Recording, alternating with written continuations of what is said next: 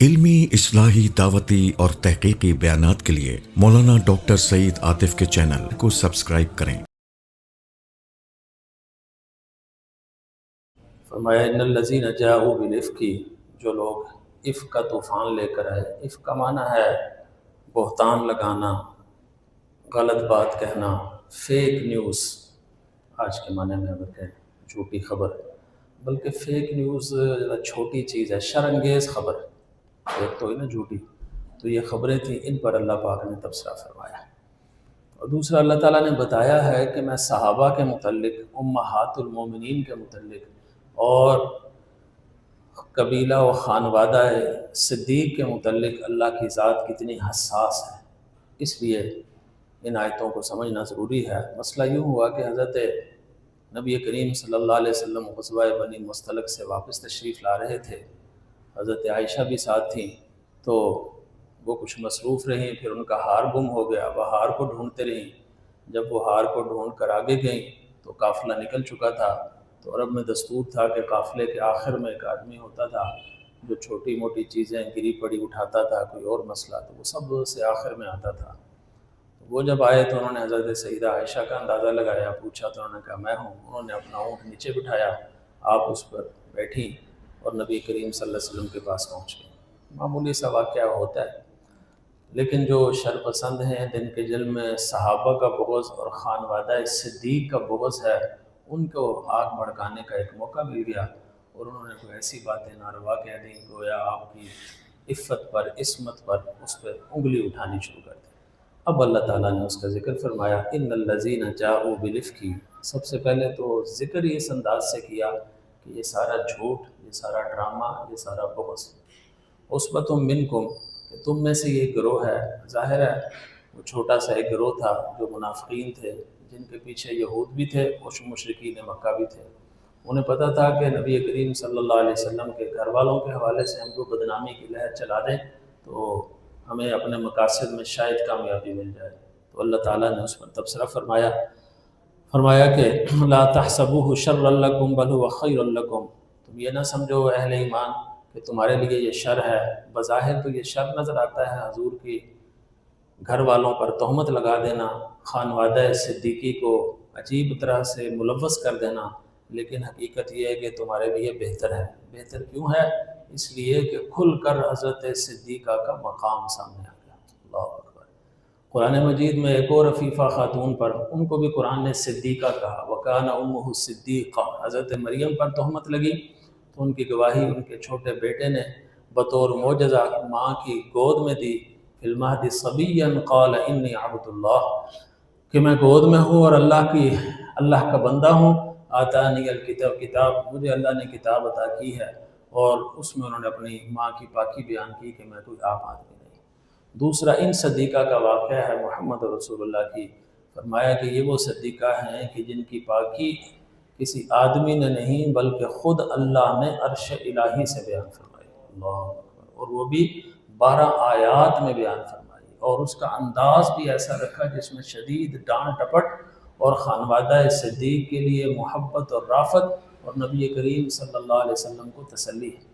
اس لیے کہ محبوب میں یہ حضرت صدیقہ کا معاملہ یہ تھا کہ محبوب رب العالمین ہیں اور صدیقہ بنت صدیق ہیں۔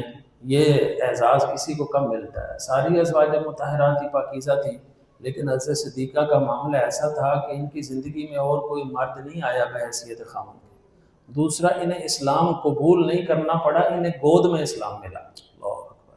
ایک ایسی خاتون کی ضرورت تھی جو حضور کے معمولات کو نوٹ کر سکے، اور ان کا حافظہ بھی چونکہ غیر معمولی تھا، ایک فوٹوگرافک میموری کے انداز میں یہ ہر چیز کو محفوظ کرتی تھی۔ اس لیے ایک ایسی خاتون تھی جو حضور صلی اللہ علیہ وسلم کی اہلیہ بنی، بت پرستی کا، شرک کا، جس کے جسم و جان سے کوئی عقیدے سے تعلق ہی نہیں تھا۔ تو حضور اکرم صلی اللہ علیہ وسلم کی گھریلو زندگی کی سب سے بڑی امین بھی یہ ہیں۔ خیال تھا کہ جب اس پر ضرب لگے گی تو حضور کی گھریلو زندگی اور ہدایت کا ایک سوتا وہ بھی پھوٹ جائے گا، وہ بھی متاثر ہوگا۔ تو یہاں اللہ تعالیٰ نے مختلف انداز سے تبصرہ کر کے فرمایا سب سے پہلے کہ وَلَوْلَا إِذْ سَمِعْتُمُوهُ قُلْتُمْ مَا، تو جب تم نے یہ باتیں سنی تو تم نے اسی وقت کیوں نہیں کہا ھذا افک مبین، یہ تو بہت بڑا جھوٹ ہے، یہ تو بالکل کھلا جھوٹ ہے۔ اللہ، یعنی اللہ تعالیٰ اس واقعے کو فرماتے ہیں بہتان عظیم، عذاب عظیم، افک مبین۔ اللہ اکبر، یعنی کسی ایک واقعے میں اندر اتنے سخت کمنٹس اللہ نے نہیں دیے۔ اس سے یہ پتہ چلا کہ ازواج مطہرات اور اس کے بعد جو عام خواتین بھی ہیں ان کی عزت اور توقیر کا معاملہ بہت حساس ہوتا ہے۔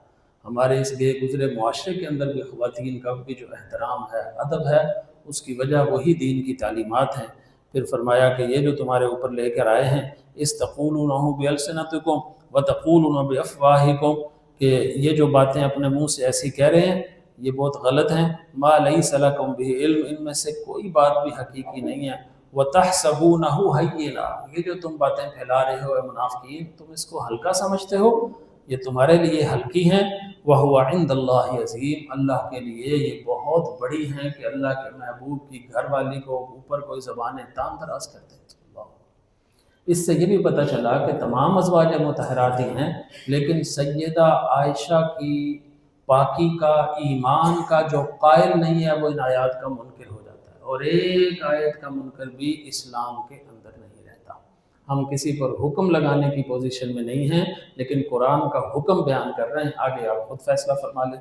اور علماء نے لکھا ہے مفسرین کے یہ آیات کا حکم قیامت تک ہے، اور کوئی بھی کسی پر تہمت لگاتا ہے تو حد قذف کا حقدار ہوگا، لیکن امہات المومنین یا حضرت عائشہ کے متعلق یہ عقیدہ رکھے تو وہ اللہ کے بالکل برخلاف ہے۔ جب اللہ ان کی پاکی بیان کر رہا ہے، اللہ ان کا اعتبار قائم کر رہا ہے، وہ کہتے ہیں اللہ میں نہیں مانتا، وہ اللہ سے بھی بڑا ہو گیا، اس کی اتھارٹی اتنی بڑی ہوگی، تو پھر سوچیں پھر اس کے سامنے رسول کیا رہ گیا۔ تو اس لیے سیدہ عائشہ آج بھی ایک جگہ پر، کئی جگہ پر حق اور باطل کا معیار بن جاتی ہے، اور یہ اللہ نے خانوادہ صدیق کو کہا ہے، یہ اعزاز عطا فرمایا ہے۔